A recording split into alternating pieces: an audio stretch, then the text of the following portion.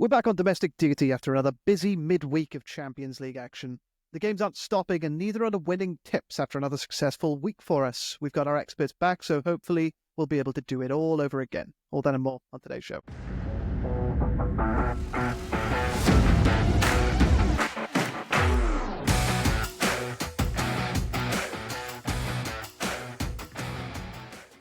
Hello and welcome to the Football Betting Pod powered by Betting Expert. I'm your host, Daniel Jenkins, joined as ever by Betting Expert's football editor, Sam Ingram. How are you doing, man? Hello, Dan. Very well. How are you? Good. Did you enjoy the spectacular Champions League night last night? Matchday 8. Really lived up to it. It was great, wasn't it? I thought it was brilliant. Yeah. I was just telling Daniele then, like, I didn't watch any particular game. I just put the goal show on for the whole 90 minutes. And I had a great time. So I can't remember a final match day in the Champions League previously where I've been really looking forward to it, or there's been too much excitement or too much on the line, maybe in the odd game or so, but yeah, nothing like that. So for me, it gets a thumbs up. Yeah, definitely. Joining us again, Daniele Pascella. I assume you want to echo that. Enjoyed the match last night. Yeah, I think it was what he was meant to do, he's meant to deliver. Look, you don't get to see much in the night apart from the goals, but, an argument could be said, who watches the full matches anyway this time? And in these days, apart from when your teams plays. So yes, obviously you get to see a lot of goals, but very interestingly now, looking at the projections from Betsy, Real Madrid, Paris Saint-Germain, Bayern Munich, Manchester City have more chances of winning the title than Inter, Milan, Aston Villa, and Bayer Leverkusen, who actually are in the top 8. So that's really, really interesting. But obviously, let's see what happens once the draw is made this Friday. Yeah, probably. There will probably be enough matches for us to get back and do another couple of pods for the knockouts, the qualification rounds, playoffs. So, yeah, we'll see. Also joining us, Mark Stinchcombe, back again. How you doing, man? Hi, Dan. I was supposed to say good, I suppose, but I don't know. I think I feel a bit shortchanged from last night. Obviously, it was fun to watch 18 games at once with the amount of goals going in, but there didn't seem to be much of a theme during the night except whether Man City were going to go through or not, and that's only because they'd been really bad to get to this position. I didn't really feel like there was much jeopardy for the other teams. Like, at the end of the day, as long as you're in the top, however many it is to qualify, which most teams were, then at the end of the day, like, for example, Atletico Madrid earlier in the competition, they got absolutely annihilated away at Benfica. Yeah, there's no real jeopardy for them at the end. There was zero chat about basically, is it important if Liverpool win the league? And Liverpool have won the league, but there's not a trophy, for example. I'm not suggesting there should be, but, like, does it actually mean anything? Should Barcelona have been throwing players on at the end to try and get the win against Atalanta to win the group phase? I just don't know. I mean, yeah, as I say, it's fun to watch 18 matches at once, but in the grand scheme of things, like yesterday, I didn't really have many bets because I wasn't sure what the motivation was for a lot of teams. So, yeah, I mean, enjoyable because a lot of games at once, but in the grand scheme of things, I don't know if it's actually required to these teams to have all these games, with the additional 2 on top of the usual 6. I'm not suggesting to revert back to the previous phase, but and the next World Cup, obviously, we're going to see something a little bit similar to the old Champions League with I think it's 48 teams we're going to have in the group stage, but I don't see the group stage being competitive when you introduce another load of teams and then you play over 100 matches just to eliminate 12 sides. So maybe a bit of Scrooge this morning, actually. Sorry. To be fair, Mark, I do agree. I do agree with everything you just said. I just think, like, if you're taking it as just a comparison to the old format, it is much better for the neutral, for someone sat at home watching it all unfold. But you're right, in terms of jeopardy, I wouldn't say there was too much on the line. But from someone who just loves watching football and likes to bet on it, it was a good evening. Well, who's the biggest team we lost, Sam, from the group phase? Leipzig? Yeah, and that was done weeks ago. They were done very early, yeah. Yeah. Did we lose anyone else that we maybe should have kept? And probably not. No, probably not. So should we skip the group phase and we just make a rule that everyone plays at the same time, every first leg, second leg, etc. Just because it's loads of fun. I do don't get know. that. I do get both perspectives. I mean, we've played 144 matches, I think, in the Champions League so far, and as you said, Mark, we've only lost 12 teams That's a already. good point. Maybe you could pull those qualification spots up a little bit from maybe the team in 24th doesn't go through. Maybe you pull that up to like, I don't know, 16th or something, and only 8 teams go through for an unseeded spot in the next stage. But yeah, I do appreciate it. It maybe, as you said, Sam, maybe it is just the standard of match day 6 was so low in the previous format of the competition. We had it so bad that like a 6 out of 10 Yeah, it looks like pretty amazing right now. it was probably that. Yeah. Yeah, we'll see. Sam, we've had some comments across various platforms. Do you want to pick out some of your favourites? I know you were speaking about food off air. I've got to mention Steve again. He won me a bit of money last week with Isaac Brace, and he's come up with my best bet is Lille to win. Really impressed me this season. Won 6-1, very easy in the end. They were odds against. And then he said a bit of a long shot bet of Gakpo and Retegui, anytime goal scorers, and Gakpo scored for Liverpool last night. So I don't know who Steve is, but I think he's going to have to come on the pod at some point. Mate, he's auditioning for your spot. You know, if you do want to lose or win Sam some money, then please get your tips in because he's willing to part with it. Yes, please do. Appreciate Dr. Mike and Adam Pontin as well. Said some very nice things on YouTube. So if you do fancy, keep commenting. We will read them out. If you want us to talk about anything or if you just want to cost Sam some money, then please go ahead and comment on whatever platform. Sam, do you want to kick us off with your first bet of the week? And bearing in mind, as I said a couple of weeks ago, Plymouth are banned. Yeah. Winter Nil is banned. Yeah. Noted. Yeah, they're not making an appearance on this show anytime soon. I'm actually really confident about both my main bets today, which I know is a recipe for disaster. I've been in this position before, and it doesn't usually end well. So I'm starting in League One in England, Birmingham versus Rotherham. I've gone for Birmingham and under 3.5 Birmingham goals at 1.8. So this is a league leading Birmingham City, 18 wins from 26 games, Birmingham City. And at home this season, as you probably could have predicted before a ball was kicked in anger in the summer, they've been very, very good. That unbeaten 12-game unbeaten stretch, and it's not built on fixtures where they rack up 4, 5, 6 goals and embarrass teams. It's built on victories where they dominate possession, assert control throughout the thirds, and give their opponents very, very little to shout about in terms of chances created. They're the only unbeaten home side in the division. The 6 goals conceded in 15 games is easily the best record in the league. And for a team stacked with the quality Birmingham have got, who perform as they do at home in League One, it just makes sense to attempt to side with them during every home game, if possible. We know betting is, primarily odds focused, and it's all centered around locating value prices, which is of course true, but it's also super important to locate teams and trends that you can really rely on and that will give you a good run for your money. And I think Birmingham at home in League One, I think they are that team. And obviously the bookmakers know Birmingham are pretty good at home and are pretty handy at this level and often price them accordingly. But what you can do, and it brings that dominance at home and how capable they are at defending at home into play, is you can couple a Birmingham win with under 3.5 Birmingham goals, and that takes you to 1.8. And Birmingham are yet to score 4 goals in a game in League One this season. So I think that's a pretty good price. Yeah, bet looks good, Sam. Bet looks really good, actually. Betsy projections for this game, because we do have a League One Betsy. And something you said off air, Mark, last week, is that it has been a while since we've actually explained to our listeners what Betsy is. So I will do that before I give the projections. So Betsy is basically a data model. It's a data projection model that takes in all sorts of different underlying metrics, such as goals, XG, and a load of other hidden stuff, secret ingredients that we won't be discussing on air, to basically make projections, make predictions for upcoming matches. And from there, we'll run thousands and thousands of simulations for these different outcomes and generate league tables and give teams percentage chances of where they'll finish throughout the league table. So for this match, We have projected Birmingham will score 1.47 goals and that Rotherham will score 0.76, putting the goal total at 2.22. The difference is 0.71.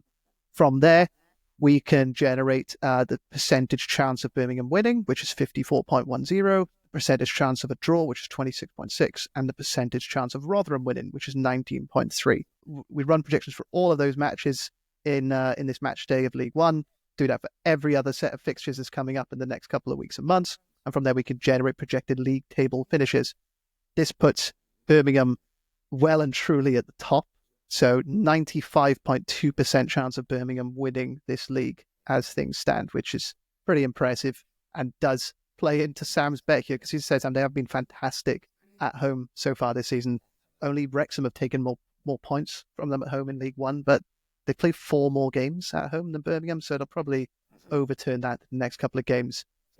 Looking back, as you said, they haven't been scoring too many goals, and Betsy does put them well above the sort of projected lines from the bookmaker. So maybe could it be a bit of an evening out in the next couple of weeks? Perhaps their underlying data is a little bit better than the goals have shown. Maybe they're slightly underperforming. So I suppose the only worry here is that evens out and we start to maybe see a few goals go in, and even if it is admittedly quite a high line with 3.5. Yeah, that is a worry, I suppose, and it's also 3.4 under 3.5 Birmingham City goals, so we can afford Rotherham to get on the score sheet as well, which is why I really like the bet. And if you look at that under 3.5 Birmingham City line, they've only managed to score 3 goals on 2 occasions in League One this season, and both of those matches came in September. So they might have won 9 of 12 home games, but they've only averaged 1.66 goals per 90 in doing so. So yeah, I really like this, and I know what I'm going to get from Birmingham. They're going to be really hard to beat. Rotherham will turn up and try and contain them, and they've been pretty good as of late. We've seen an uptick in performance recently, which is great if you've backed them for the top 6 in the summer like I've done. It's taken a bit of time for them to get going under Steve Evans, but that's changing, and I just feel overall really this is just a step too far. Like this Birmingham side at St Andrews, and that's no slight on Rotherham because you could probably say that about every away side heading to Birmingham this season. They've got quality and depth all over the squad. That Sunday, Tuesday schedule can be coped with better than most at this level with the kind of options at Chris Davis's disposal. Like defensively superior at the level, and yeah, overall, I'm happy to take Blues on again. Really looking at Rotherham stats, Rotherham have conceded an average of 1.30 goals per 90 on the road, and have the 5th worst away points return in the division. So taking all that into account, Birmingham to win and under 3.5 Birmingham goes at 1.8. It's a pretty good bet. Yeah, Rotherham, much better side at home. 27 of their 37 points have come at home, so not good travellers. No, and Birmingham and they just look too good like for this division, don't they? Yeah, sorry, Dan. I was just going to say they've been like that for a long time as well. Rotherham away from home, not a team you really want to side with away from home. Yeah, looks good. Looks a good bet, Sam. Birmingham look far too good for this division. They are. Sam's first bet is Birmingham to win and under 3.5 Birmingham City goals when they take on Rotherham. That's a 1.80. Do you dare go above a single unit on that? Looks great, that bet. I'll just have a unit on it. 1 unit? Fine. All right. It's fine. It's fine. Some things don't change. Let's bring it over. Let's bring Mark Stinchcombe in with your first bet here, looking at Nottingham Forest versus Brighton. Yeah, Forest coming in here as the slight favourite at 2.4 and Brighton at 2.8, which might surprise some people when you consider the league positions. But I think it goes to show how highly the market rates Brighton, essentially. And despite the fact, obviously, they've not been winning tons of games, I think anyone that's watched Brighton has seen that it's actually just individual errors that have cost them rather than bad process, I would say.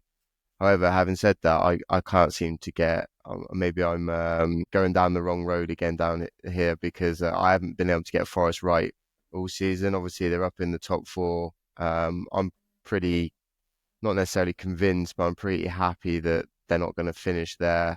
I think they're going to be maybe 8th or 9th, something like that. But yeah, every time I've bet on their games this season, I seem to get them wrong. I mean, last week at Bournemouth, I thought up until the second goal after an out, I thought it had been a pretty well balanced game. And you think, if anything, given Bournemouth's injury absences, that actually it would be Forest that would have the more energy at the end. But I just think anyone playing for Iraola at the moment is just buzzing, like out there on the pitch. He must just give them such a feel good vibe to go out and play their game.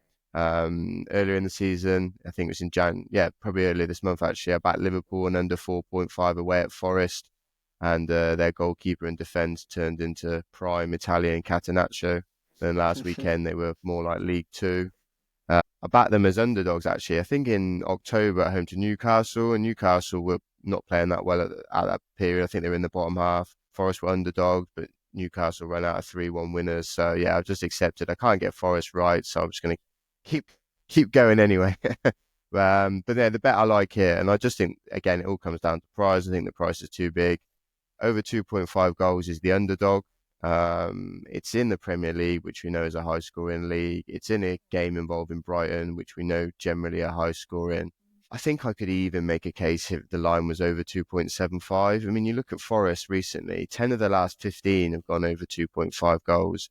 And maybe that defeat last week at Bournemouth is a bit more of where their level is. And when you consider the fact that perhaps they're more suited to a game against maybe the better teams in the league where they can just sit back and soak up pressure, and that defensive line, which has been lauded this season, perhaps, the likes of Murillo and Milenkovic are not suited to being higher up the pitch and getting beaten in behind. So yeah, I wonder maybe if confidence has taken a bit of a battering. And yeah, Brighton under Hursley, I just think it's back to the good old days of De Zerbi, essentially. 76 goals in 25 games against Premier League opposition this season, which is just over 3 a game. 8 of their 12 matches have gone over 2.5 away from home. And actually 15 of their last 22 matches have gone over 2.5, which is a very good strike rate. The reverse fixture finished 2-2. Brighton's last 2 visits to Forest have seen 5 and 4 goals. So, I'm only asking for 3 here. So I'm all in now for a Forest 1-0, back to the Wolves job. But again, it all comes down to price. And I'm pretty confident in my sort of approach that it's the long-term profits will take care of themselves, essentially. It's okay to have a few bad results, and I shouldn't really read too much into that. So yeah, trying to dig myself out of a bit of a hole. And back goals again in the Premier League. Yeah, it is quite rare to get a 2.5 goal line in the Premier League these days, isn't it? I assume it's mostly led by the fact that you are getting, 2.5 over under in the Premier League. Betsy projections do go low, actually, for this game. It's down at 2.22, which is the lowest projected total of the weekend. However, that does seem a little bit short. I mean, neither of these teams, it's not like either of these teams is averaging 2.14 goals, lowest in the division, average total match goals, which is Everton. These two teams are nowhere near that. And 61% of Brighton's games this season in the Premier League have gone above that 2.5 line. Mark, looking at that Bournemouth game for Nottingham Forest, are you worried that you could see a bit of a reaction for it? Maybe, as you said, the confidence was knocked a little bit defensively by it. Maybe they just focus on shutting up shop here, maybe picking Brighton apart on the counter, maybe just a change in strategy from them, so we see something a little bit different to what we've seen so far. Yeah, maybe, but I think that could maybe play into the bet's hands, essentially. If Brighton are going to then have to throw a lot of bodies forward, we know Forest have been very good on the counter attack this season with the likes of Ilanga and Gibbs White on the break, and Chris Wood to finish off the chances. Obviously, a threat from set pieces as well. But those projections you mentioned there, Dan, that would give over 2.5 around about 6-4. You definitely be backing that, or you'd be backing the 2.25 line or the 2.0 line.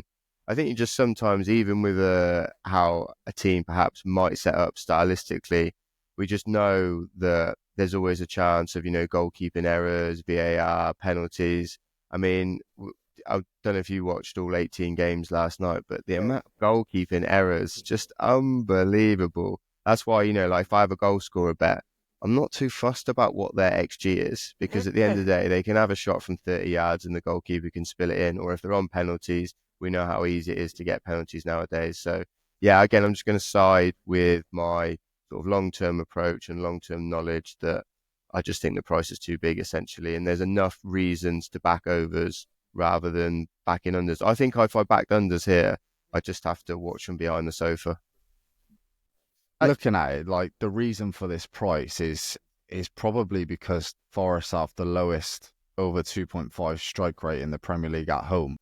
So, well, they're lowest with 4 of 11 games going over 2.5 goals, but all of those 4 over 2.5 goals games have come since the start of November. So that's 4 out of the last 7 have gone over 2.5 goals.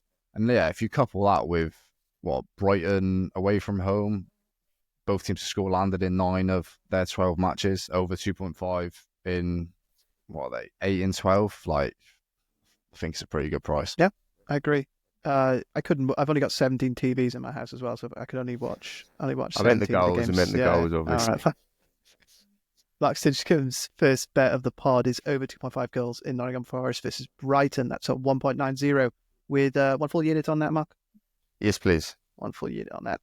Daniele, over to you. Looking at the team that beat Nottingham Forest last week for your first bet. Yeah, back to Bournemouth, and this is Bournemouth against Liverpool, and I'm entering Scott's territory here, in Scott's absence, the cards territory, so have a dig at that. My bet here is under 6 cards, but combined with Iliad Zabarny, the centre-back for Bournemouth, to do at least 1 tackle, over 0.5 tackles, that pays 183 together. Now, we know that cards are on the rise in the Premier League, on average 4.67 cards per game, an increase from last season, the highest in the Premier League era. Why is that? I think VAR plays a part, the change in protocol as well.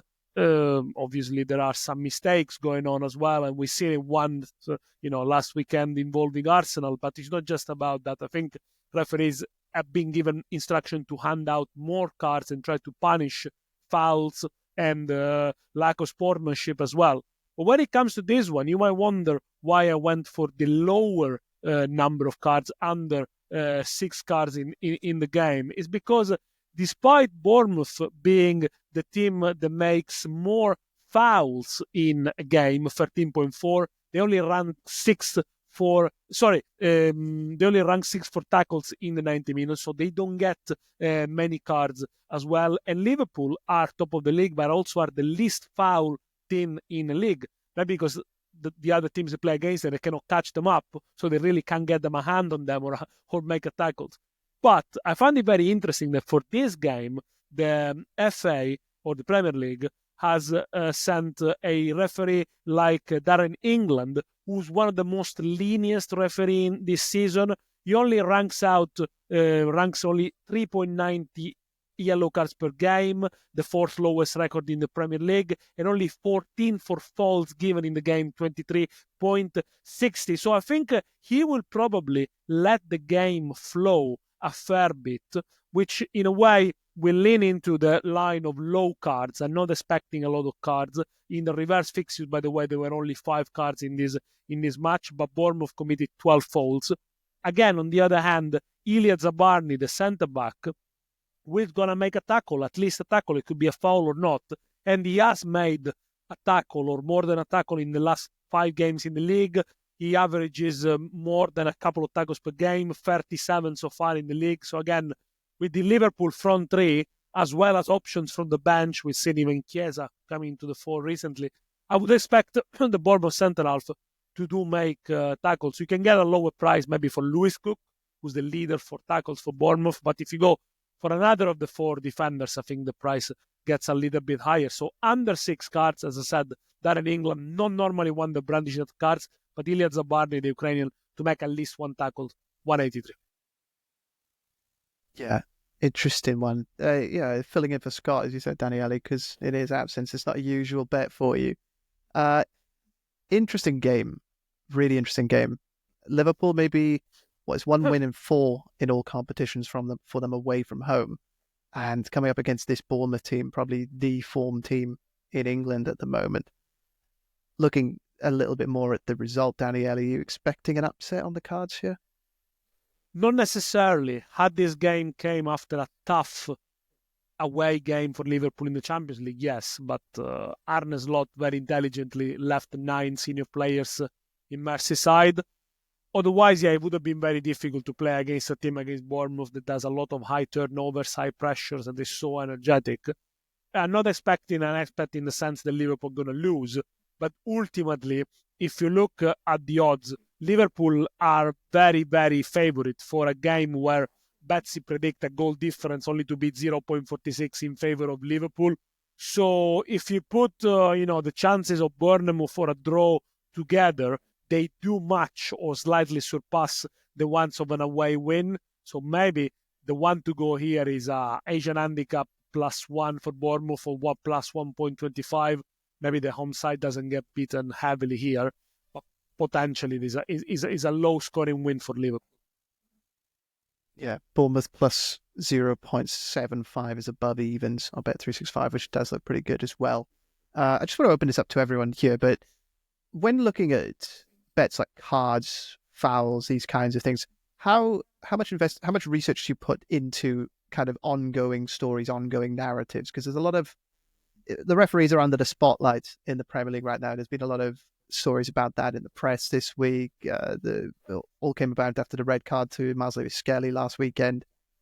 Are you expecting some different approaches from referees this weekend? Just open to anyone. I would say, Dan, that I would take into consideration what's been going on, but I would maybe just label it as noise and then maybe just let it affect my staking, so maybe reduce my stake slightly. I wouldn't all of a sudden want to, forget all, maybe for example, the last 5 seasons worth of information, or basically have something that's gone on recently that impacts those numbers significantly. So I think I would ignore in terms of pricing up the event, but then maybe just bet slightly lower as a result. I'm not sure there will be a big change because at the end of the day, referees are human and there's the heat of the moment. So I don't think there's going to be a big change, but I definitely think it's a great point you make because of the sheer backlash, and it feels like a front page story in England this last week, which it's not really what we want to be talking about anyway, is it?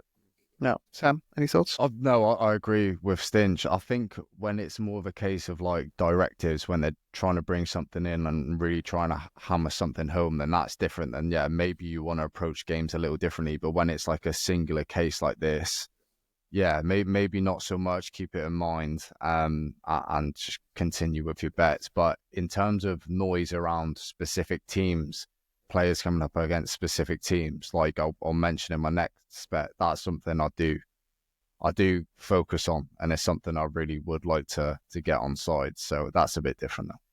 Yeah.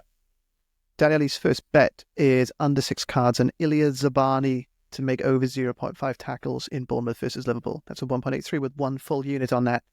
And Daniele, I'm going to throw it back to you straight away, which I don't often do, but I want to close off the show as Sam and Mark are both betting on the same game, the big one in the Premier League this weekend, Arsenal versus Man City. So, yeah, Daniele, over to you for your second bet on another big game, the Milan derby.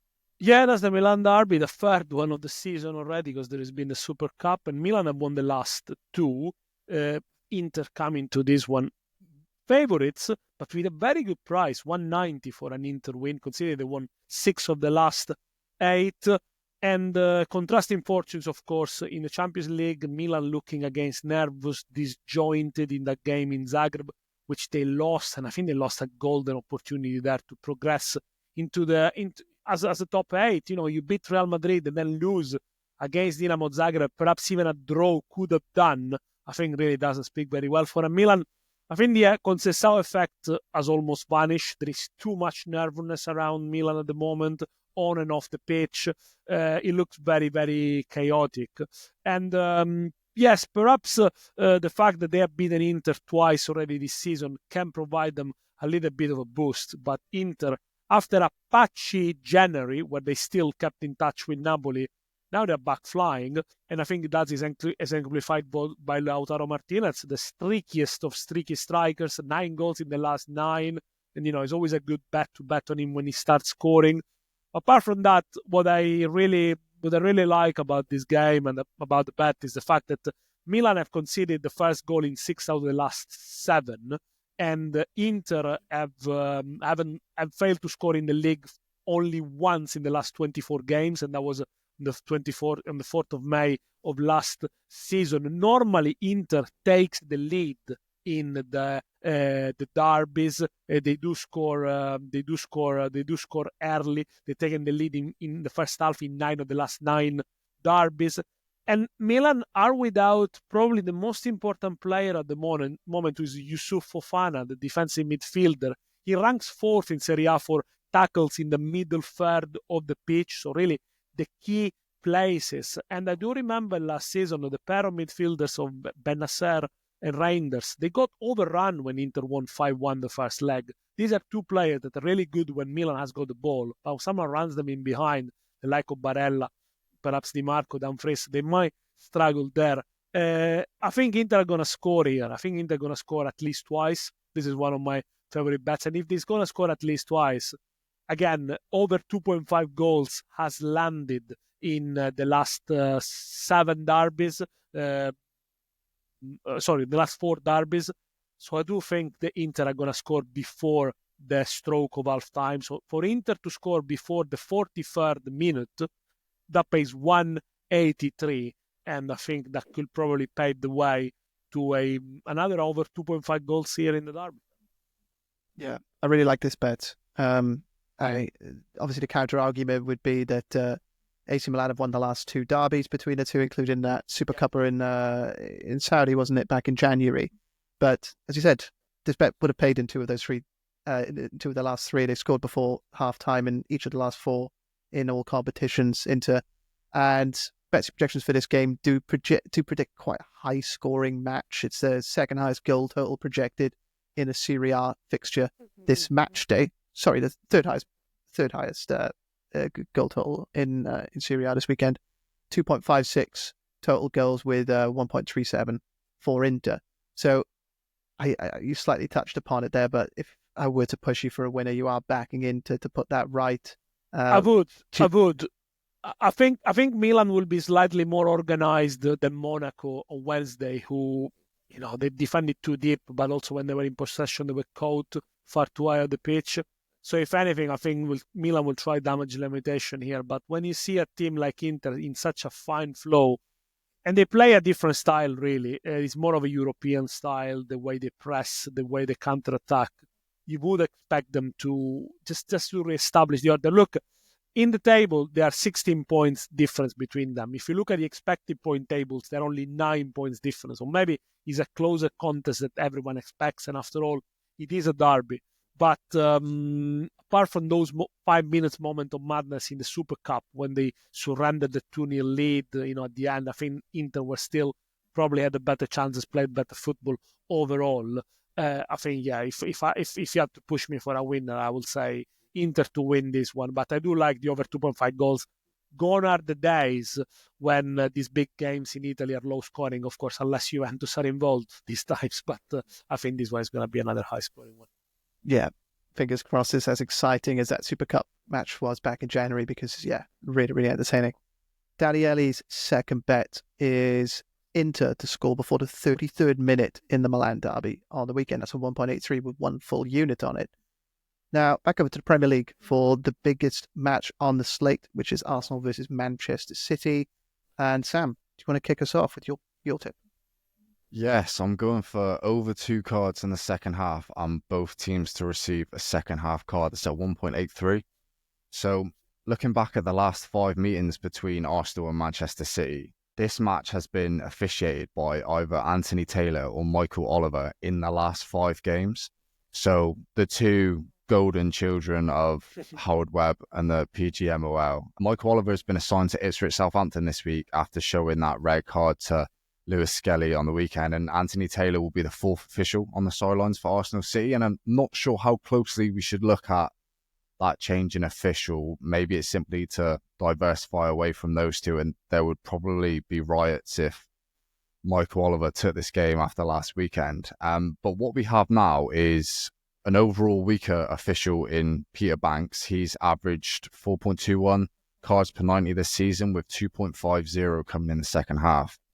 Banks does like a first half card too, so I'm hoping he approaches the biggest game of his season to date a little differently and takes the lenient approach for the opening stages before then getting his cards out after the interval. And I looked back through the past 5 seasons and I didn't find one game that Banks had refed of this magnitude, with 2 teams gunning for the title or hoping to get close to the title with a lot on the line. That he just doesn't referee games of that kind of level. There's a lot of like Wolves v Villa, Forest v Bournemouth, etc. But none of these games, which I found a little interesting. So this is probably a big deal for him. So does that affect how he approaches the 90 minutes? Maybe. So I'm hoping he saves his cards up to the second half. And in this fixture specifically, this for me has all the hallmarks of a pretty feisty affair. There were 9 cards in the September meeting earlier on in the season, including that Trossard red for time wasting, also handed out by Michael Oliver. And that was the match where Erling Haaland had words with Arteta after the game, telling him to stay humble at the end of 90 minutes. And I'm pretty confident that would have been brought up in that Arsenal dressing room time and time again.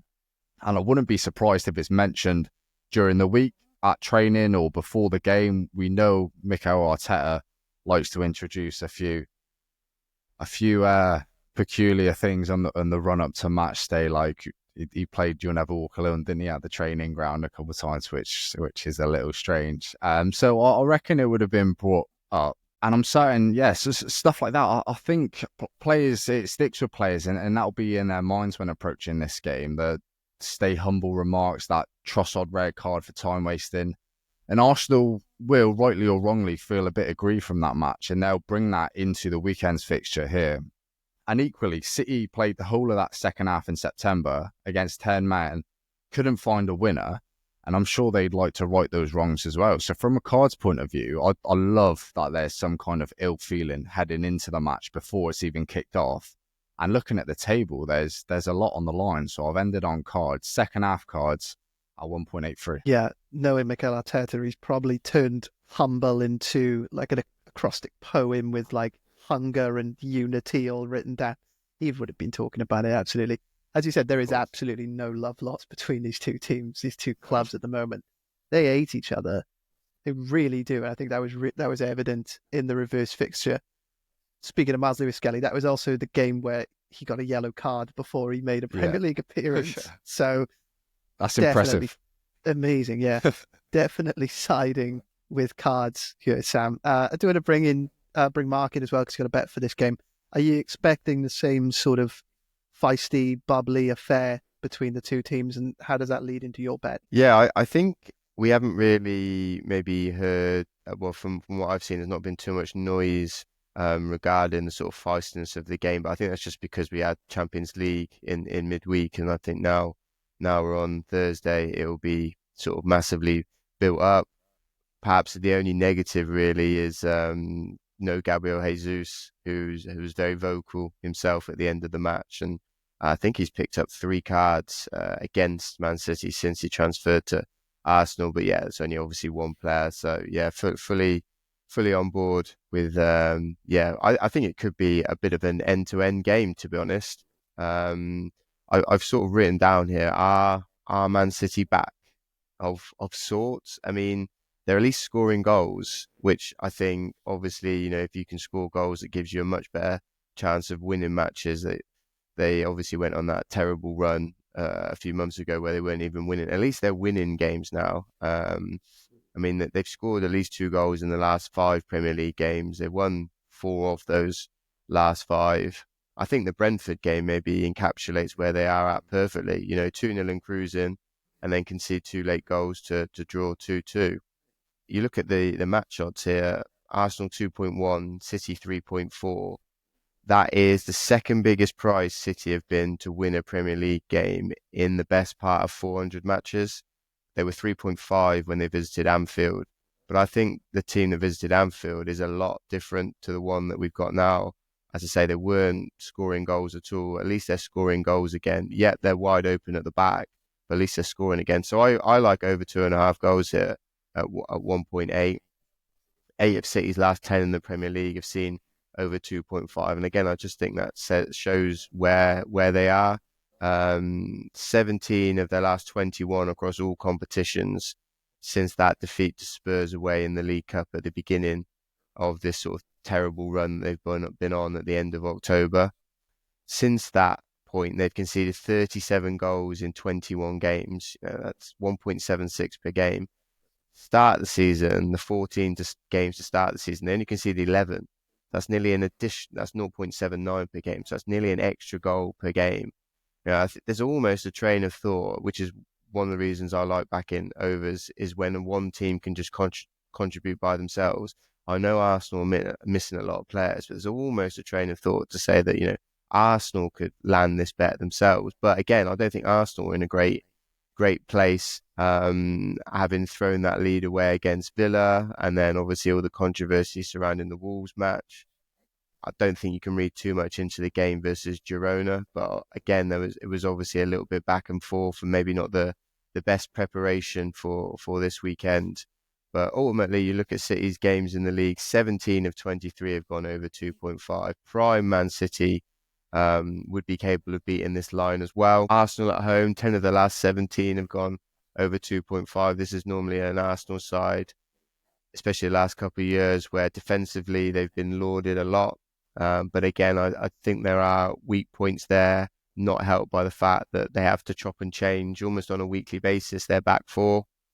And obviously, Sam's touched on it already. It was 2-2 in the reverse fixture, and we're only after 3 goals here for the bet to win. I just think that you could argue that if this was City at their prime, that maybe obviously City would be a lot shorter. And I think basically the odds here, obviously saying, you're going to tell me the forecast, Dan, that the forecast have got Arsenal in for a lot higher goals than City.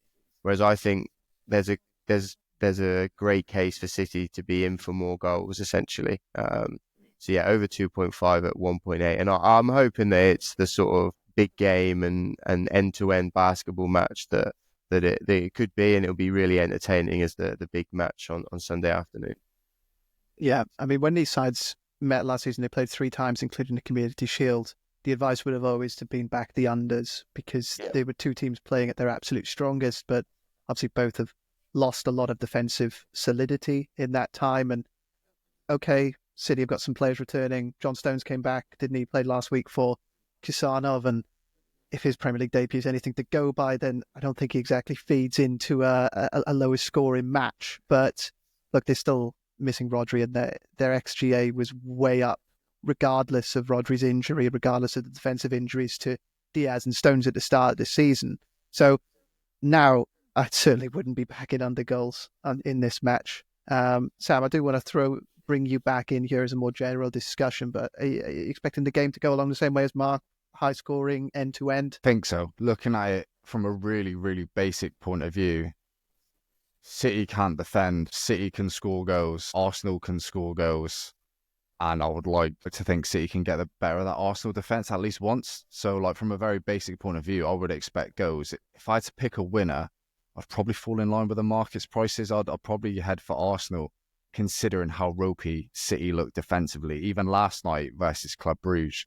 Granted, I didn't watch the whole game, only the highlights, but they really didn't convince when the ball was turned over in transition and the Belgians had City's backline turning and running towards their own goal. And I see no reason why they won't face that situation more than a couple of times against Arsenal at the Emirates. And if you're looking at the Asian handicap spread, City failed to cover their minus 0.75 line in the most recent head-to-head, which made it 3 consecutive losses in that market. But here, they're on a plus handicap, which we know is a different ball game. They're plus 0.75 now. No, plus 0.5, sorry. And that's interesting. I don't mind the thought of a draw or a City win to take full profits, but equally, there's no way I can trust City enough at the Emirates to back them with any kind of conviction right now. But I thought that line was pretty interesting. They just looked looked anxious last night in the Champions League, and I thought they did on the weekend as well. Manchester City, there just seems to be a nervous energy around them at the moment. It's transmitted from Pep all the way down to the players, snatching at finishes, which we don't usually see. Defensive mistakes all season long has been one of the themes. Daniele, I want to give this to you quickly. What are you expecting from this match? And are you in agreement or opposition with either of the bets from Sam and Mark? I agree with them. I think it's going to be a fairly contested result. Probably Arsenal in the last 3 games that they haven't lost against City. Actually, they won 2 of them. They probably closed the gap.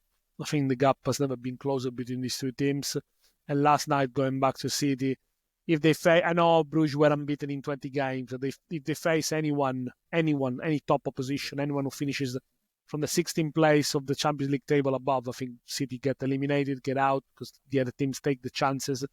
And I think, in a game against Arsenal away, I would go for both teams to score. It doesn't pay an awful lot, but probably, I think if I can see the vulnerabilities in City defense, so over 2.5 goals seems illogical to me. Yeah. So for two bets we've got on Arsenal, Manchester City on the pod this week. First one from Sam, over 2 cards in the second half, and both teams to receive a card in the second half. That's a 1.83. Mark Stinchcombe is going for over 2.5 goals. That's a 1.80. Fingers crossed for both of those. On to the pod treble. And Sam, do you want to kick us off with your submission? Sheffield United win away against Derby at 2.15 in the Championship on Saturday. Derby at the minute currently decimated by injuries and suffering defeat after defeat. Corey Blackett-Taylor was the most recent to pick up a hamstring injury on the weekend. Curtis Nelson at centre-back is out for the season. Nat Phillips is also injured at centre-back. And it's rumoured that Cashin is heading to Brighton before the window closes, so 3 of their starting central defenders potentially unavailable here. They've just signed Matt Clark for Middlesbrough, which is a decent signing. Former player, Championship experience, but he'll have to come straight in and hit the ground running against what is a worrying-looking Blades front line from a Derby perspective. If you look at Sheffield United, they've just lost 3-0 to Hull at home last time out, which is not ideal, but I wouldn't say that was a 3-0 scoreline. Hull took their chances, deserved the win, but Sheffield United had to open up, and when they attempted to close the deficit, Hull took their chances on the counter and made Sheffield United pay. But yeah, Sheffield United, they've also got bodies coming back from injury. Vinny Souza should be back in the starting lineup, which is massive for me. That midfield is much more efficient with him in the side. And after that Hull defeat last weekend, Chris Wilder said that the cavalry are coming, reinforcements are coming, the boys are getting back from injury. We'll have a couple new faces by the time we play Derby. And Hamza Chowdhury, Harry Clark's coming from Ipswich. They joined Tom Cannon and Ben Brereton Diaz, who joined last week. So 4 bodies desperately needed at a time where this Sheffield United squad were looking a little weary. And I'll just close it off by saying that the Championship is really tough to call at the best of times, but with Derby lacking numbers at the back, Sheffield United getting even stronger, this might just be a case where Sheffield United is simply too good. And a full-strength Derby in decent form at Pride Park, I doubt I'd oppose them, to be honest, but that's not what we have here. And if they go behind early in the game, I'd assume there will be unrest from the crowd directed at Paul Warne. 7 defeats in all competitions, 6 in the league. And there are signs that they're shuffling towards League One. Sam's submission to the pod treble is Sheffield United to beat Derby. That's a 2.15. Mark Stinchcombe, what's your offering to the pod treble? I want to back Napoli away at Roma in the sort of second biggest game of the weekend in Serie A. Napoli are 2.37. I just thought they should be closer to even, so I want to back Napoli, essentially draw no bet on the Asian handicap at 1.65, because I'd be disappointed if I came away from this game with a Roma victory. I feel like it's unlikely at the prices. I mean, Roma are on their 3rd manager of the season now. Hands up, who knows how old Claudio Ranieri is? 76. He's 73, and he was retired. Billings. Yeah, good for 73. It does look good for it. It does look really good. Looks old. So he's been tempted back out of retirement again. He's not done too badly, to be fair. They obviously beat Lazio in the derby, but his record against sides above them, other than that, is 2 draws, 2 defeats. And I think maybe key was the failure to score in in both losses against top three sides in Atalanta and already this weekend's opponents Napoli, and Napoli just absolutely flying at the top of Serie A. Although the market's not convinced they're going to go on and win the league. They're 2.25 to win the league, Inter 1.8. But I think that sounds fine. I mean, Napoli 3 points clear, but Inter have got a game in hand. So they could be level pegging essentially, and the market's just giving Inter slight favouritism. And I think that's fine. I think Inter obviously have been there, seen it, done it consistently the last few seasons. Maybe got some more firepower compared to Napoli as well. So yeah, it should be an exciting end of the season anyway. But yeah, Conte's won 17 of 22 Serie A games since he's joined the beginning of the season. In his first game was actually a 3-0 defeat to Verona, but that was before he'd had his sort of players come in. That was before Lukaku had arrived, and his only other defeats have been against top four opposition. So he only lost 3 matches. I think that just emphasises their dominance against the rest of the division. Essentially, their success is built on their defensive prowess. They've got the best defence in the league. They've only conceded 15 goals. They're only allowing the second fewest shots per game, and they're conceding the fewest expected goals. And that just gives them the platform for the likes of Lukaku. Maybe I wouldn't have thought myself saying this at the beginning of the season. Scott McTominay, Neres, Politano, just essentially go and punish the opposition at the other end. My sort of key reason I think that this is a great bet is that Napoli have won the expected goals battle in 18 of their 22 games this season. So that's why I really like the draw no bet angle as well. When they played Ranieri's Roma, they won the XG 2.02 to 0.59. They only won the game 1-0, but I think that perfectly encapsulates Antonio Conte's Napoli. They will give you absolutely nothing. So then it just gives them, as I say, the platform to either draw or win the match. And Roma have got a big game against Eintracht Frankfurt Thursday night in the Europa League, whereas Napoli aren't in Europe at all. So they've got the whole week off to prepare. And other than Matthias Oliveira at left back, they haven't got any injury issues. And Spinazzola is a fantastic left back anyway to come in. So yeah, I just think, as I say, because they're so good at squeezing the opposition to giving them absolutely nothing, that's why they've had so much success this season. And there's nothing in my mind to see that will change anytime soon. So I know Roma have got a home advantage, but I think Napoli should be maybe 2.1, 2.15, and yet they're 2.37. So yeah, playing them the draw no bet angle to hopefully, it will be the last game of the weekend. So hopefully this will be the one that either wins the treble or at least means that the 2 other legs win. Pressure's on, mate. Mark Stitch I'm feeling it, Dan. Mark Stitch comes offering is Napoli plus 0 versus Roma. That's a 1.65. Daniele, close it off with your leg, please. Well, actually, my one is on a Monday night, so I'll have to wait a little bit longer because it's the London derby, Chelsea West Ham. And I'm going to go again for the cards here. Is West Ham, the visitors, to receive the first card at 162. Now, I think looking at the odds and looking at the winning probability from Betsy, West Ham or the draw are almost the same probability as Chelsea winning. Chelsea are the heaviest favourites of this match day to win this game. So the only chance for West Ham to get something out of Stamford Bridge is to make it scrappy, to make it sticky, to stop Chelsea for getting into the flow, to committing a lot of fouls, a lot of tackles. West Ham and Chelsea, they both rank in the top 10 for fouls committed per game. The referee of this match is actually somebody who doesn't dish out a lot of cards. It's Stuart Atwells. But I think, the visitors, West Ham, will make more fouls and will receive more cautions, as it has happened in the last 2 games under Graham Potter, as it happened in the reverse fixtures when Chelsea won 3-0 at the London Stadium. You could expect West Ham to get carded. It could be in the second half. If the game is going well for them, they might stop Chelsea. It could be early, maybe one of, a heavy challenge just to try to stop one of the creative players from Chelsea. So I think, again, it is a good price for the visitor to receive the first card. Perhaps it's not a heavy cards match as we spoke before, but it could be one where the visitors, they do get the first one. 160. Yeah, looks good. Put all 3 of those legs together into a treble and you'll get odds of 5.73, which we will be backing for a quarter of a unit. Let's recap the bets and get out of here. Sam, give us your 2 singles, please. Birmingham win and under 3.5. Birmingham goes at 1.80 versus Rotherham.